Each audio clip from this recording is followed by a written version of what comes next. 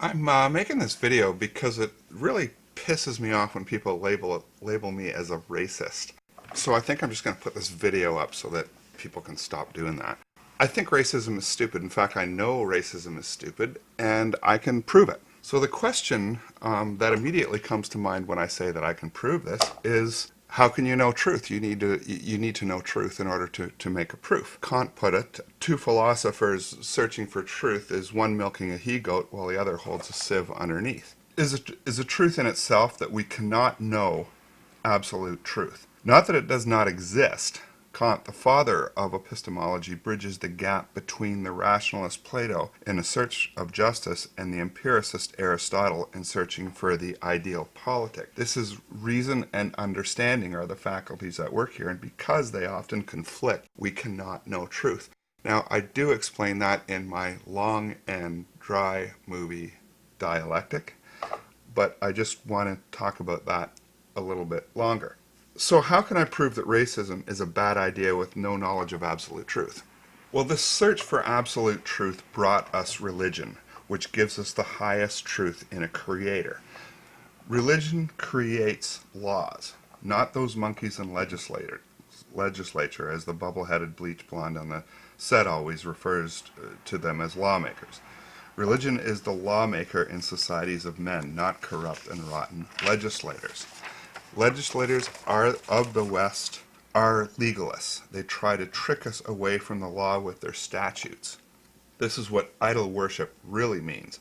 It used to be that statutes could not violate the common law, and it was the responsibility of the Governor General in Canada to ensure that they didn't.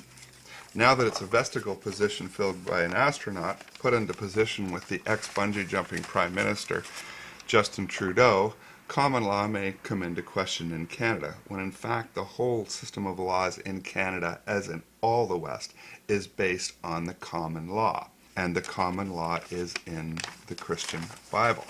Now, truth doesn't come from feeling or observation, it comes from reason. But how can it, when reason has no precepts of its own? We need precepts to operate with reason. Math uses the idea that a straight line is the shortest distance between 2 points, and that you have counting from the idea of time. First you have one, then you have another, and so on. If law comes from religion, what truth is it built upon? It turns out that Christianity has a precept from which to build truth on in laws. This is the single commandment of the New Testament, love thy neighbor as thyself. From that single precept, the West was created. Christian doctrine created our government. The Trinity forms the legislation, judiciary, and executive branches of Western governments. That is law, reason, and conscience. Believe it or not, the executive branch is the conscience, according to Kant in the religion within the boundaries of mere reason. Now, I do talk a lot more about these Christian doctrines in my other movie, Christian Doctrine, Why They Hate Us, exactly. Our government's been infiltrated by those with a religion which can be best explained as a religion that is based entirely on the rejection of logos. To them, Jesus Christ is boiling in a vat of shit for eternity. We are merely means to their end and not an end in ourselves, as the common law has. We are an end in ourselves and not merely a means to an end. Right thinking is the thinking of mature adults who know that although some topics are uncomfortable, they are nonetheless important and need to be openly discussed if we are to live in a democracy. Children plug their ears and scream when they hear something they don't like. They bang on the windows, they disrupt speakers, and complain to authorities when they hear something they don't like. And that is essentially the left.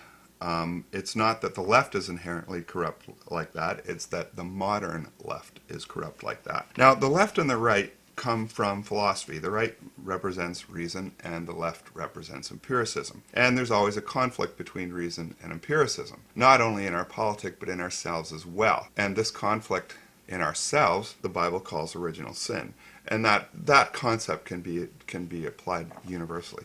We make compromises for empirical needs, and to a certain extent we violate reason. And every single one of us does this, and that's why we're all born sinners. And I explain that in the movie Christian Doctrine, Why They Hate Us as well. The common law is a precept that reason adopts when it is used to preserve or to build peaceful and productive societies. So the precept that the common law is built on is a desire for peaceful and productive societies. Without society, there's no religion. There's no knowledge of God. There's only animals. So society is really what makes man man, as opposed to just another animal, empirically speaking. All the places in the world where everyone wants to live have the common law as the highest law. And also, I would like to ask any member of the alt-right, what if you find out that another member of your group is like 25% black or something? What do you do? Kick them out? It's not a principle that can be universally applied. It's not a principle that can be fairly applied. And it breaks the common law. When we break the common law, we essentially really break reason. And when we go against the common law, we destroy the West. So racism is definitely a way of destroying the West. We can always check our thinking and beliefs with the common law to see if we are on a path to truth. If we want to live in a peaceful and productive society, what a 3-year-old would know as fair, then we want the common law. Now, I will address the IQ, the Irish question. The Irish, by definition, are anti-logos. They have diluted and destroyed societies throughout history. Peaceful and productive societies are not merely means to an end for another. They are themselves an end. They do not serve an agenda, but for the Irish, all of the non-Irish must not have the common law because non-Irish people were created by God only to serve the Irish. So what is the white nationalist movement? Who are they really serving?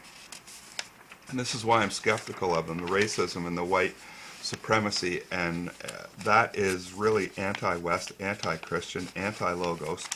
I really question as to whether or not they're operatives, because these people do like to control both sides of an argument. And they do like to divide and conquer, and racism would be a great way to divide and conquer North America.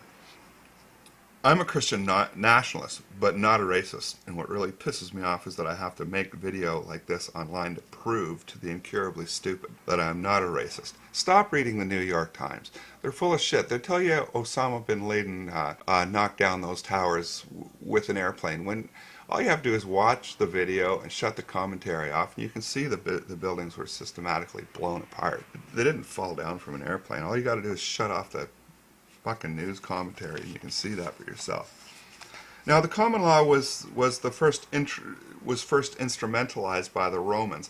A lot of the doctrines were set out in the New Testament, but it was instrumentalized. They got law of procedure, probate law, and stuff like that from the Romans, who essentially worked on it for 1,000 years. And they call it a science. They call it the jurisprudence of science, and this is the Kantian definition of a science as well, that it's based on a precept. And in Roman jurisprudence, as in English jurisprudence, German jurisprudence, all Western jurisprudence is based on a common law. And that common law is as given in the New Testament. The New Testament is the book from which they can reference their laws and their ideas to make sure that they pass the doctrines of the New Testament. One critical doctrine of the New Testament is that we do not associate with those who mix the water and the wine. Now, I explain that also in my other movie, Christian Doctrine, Why They Hate Us. So I'm not going to repeat it here. In fact, if you're listening to this and you're having trouble with what I'm saying, I really suggest that you go back and watch that movie first, then watch this one. It's only 16 minutes long. The common law is a simple concept that a 3-year-old can understand. As soon as you take a 3-year-old's toy away from them, they start crying. They say that's not fair. Well, that's the common law. But the 3-year-old doesn't understand property rights, doesn't understand a lot of stuff about the law. But that idea of the common law is implanted in the human's mind. In fact, Kant says that Christianity is the best map of natural human consciousness. Now, a key aspect of the common law is agency. And agency is knowing the difference between right and wrong and acting upon it. By ignoring the political reality, we are giving up agency and will in turn soon lose the common law. Now, the pen is mightier than the sword. If everybody in North America just woke up to these simple facts, the oligarchy would be running. If all of us knew, all the people that wear the uniforms would know that we know. Essentially, they have to go along with public opinion, and the legislators go along with public opinion. It's public opinion that rules. And if we all wake up, we will stop deserving the treatment that we're getting now, and we'll get honest money. But it does take some thought, and it does take just a little bit of effort. Write your MP a letter or something. Like, it takes 5 minutes, the postage is free. Now, this assault on reason was first done by the Bolsheviks. Multiculturalism, sexual perversion, anti-hate laws, and gun confiscation are all something that happened in Bolshevik Russia.